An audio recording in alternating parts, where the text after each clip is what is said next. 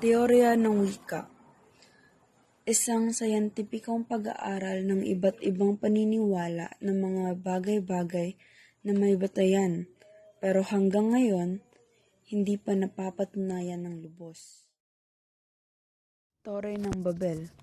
Ang Tore ng Babel ay ang orihinal na mitolohiya na nakatakdang magpaliwanag kung bakit mayroong iba't ibang wika ang mga pangkat ng tao sa buong mundo.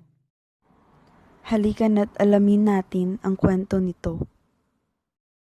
Noong unang panahon, ang mga anak ni Noe ay nagkaroon ng sari-sariling pamilya hanggang sa sila ay dumami.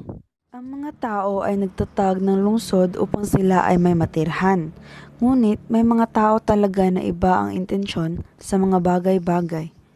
Gusto ng mga tao na gumawa ng isang mataas na tore upang sila ay makapunta sa langit. Ang mga tao ay hindi basta-basta makakapunta sa langit sa pamamagitan lamang ng isang tore.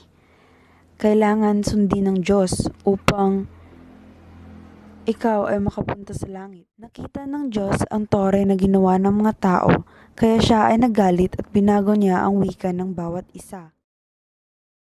Ang mga tao ay nagkagulo. Sila ay nagsasalita ng mga salitang hindi maunawaan ng iba.